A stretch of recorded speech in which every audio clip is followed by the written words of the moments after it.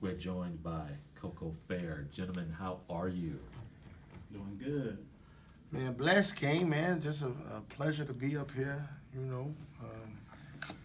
Lovely. You know what I'm saying? Thank you. You're welcome. You're welcome. Glad to have y'all up here. Y'all been putting in some work lately, huh? Have we? Look. Dog. No. Well, you know, to your credit to say that, man, that's just a testament to how we wanted to bounce back on the scene because we was there a while ago. But yeah, man, it's just when we talked about doing this thing, it was more of a blitz of being consistent and like a football term, just blitz them. You know what I'm saying? Just be consistent with music and stay on their head.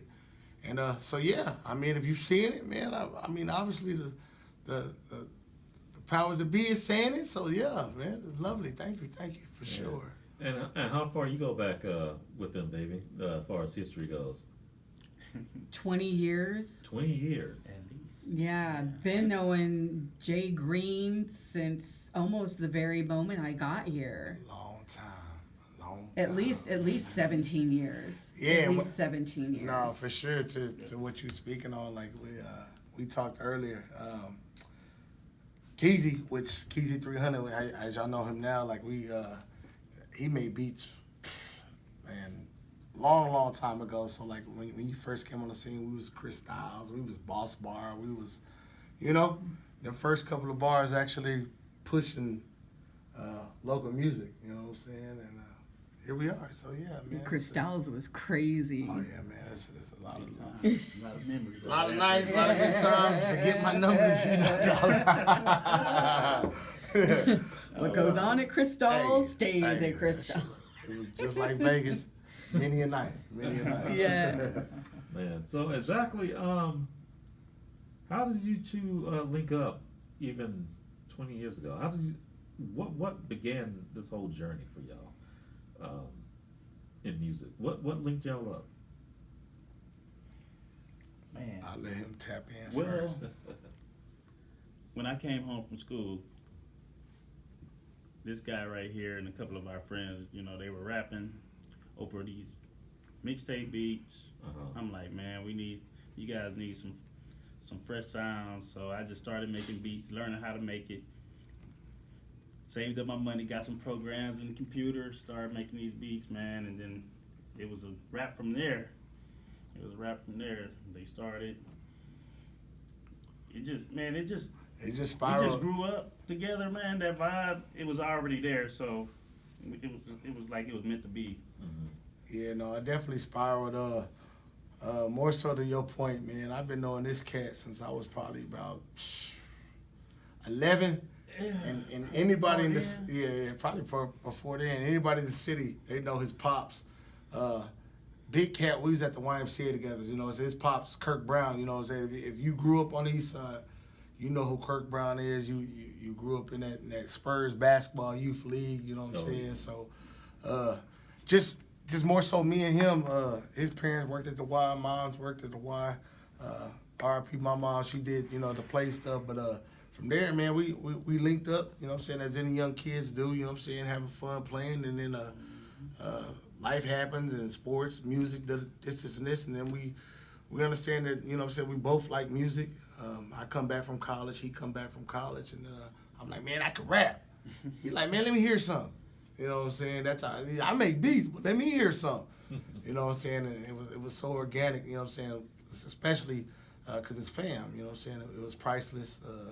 And we had a group back then. It was called Masterminds Music. Shout out Peanut, you know what I'm saying, his brother, Big Kirk, you know what I'm saying, and Jock and all them boys out there, you know what I'm saying. We did a lot of stuff from there, but yeah, that's organically how it happened.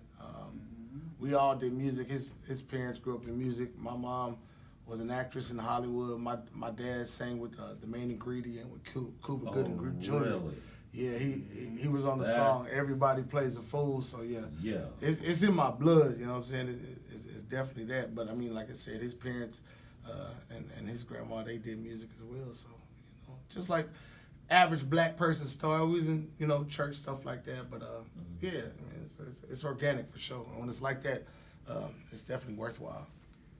Yeah. What was some of the first programs that you used when you were making beats, and what gravitated you to that? Was it difficult to try to learn the ins and outs of it? Well, the first program was Fruity Loops. Mm-hmm. You know Bum, what I'm bum, saying? bum, bum. My cousin put me on it. You know Shout what out I'm Joe saying? Tripp. Shout out Joe Tripp, man.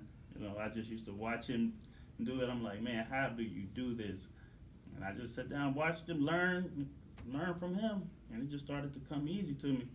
Once I learned the ins and outs of it, it was easy work then. You know what I'm saying? Fire. Yeah. Fire. Many of hard drives we've lost. Oh, If y'all find them, please. Oh, wow. Please. lost, broken. What Drake said, if y'all find the Blackberry in the ocean somewhere, like that, same with us, man. We done dropped and broke many of hard drives, but man, super fire producer for sure. Oh yeah. What were some of the first projects you dropped? In fact, what's the first one officially? Mastermind Straight Out the Struggle Yeah. was the first one that we dropped ever. Yeah, specifically to that record. Yeah, we man, this was probably 06.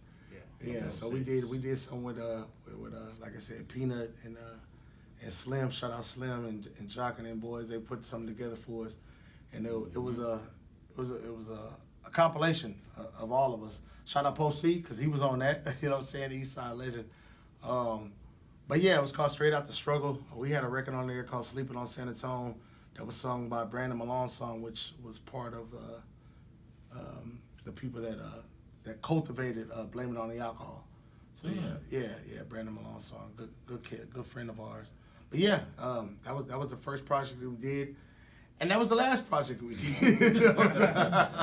Just to be, yeah, man. After that, man, life happened and egos and just life. But I mean, music was one of the standing forces that just kept us through, kept us friends. You know what I'm saying? So we back now. But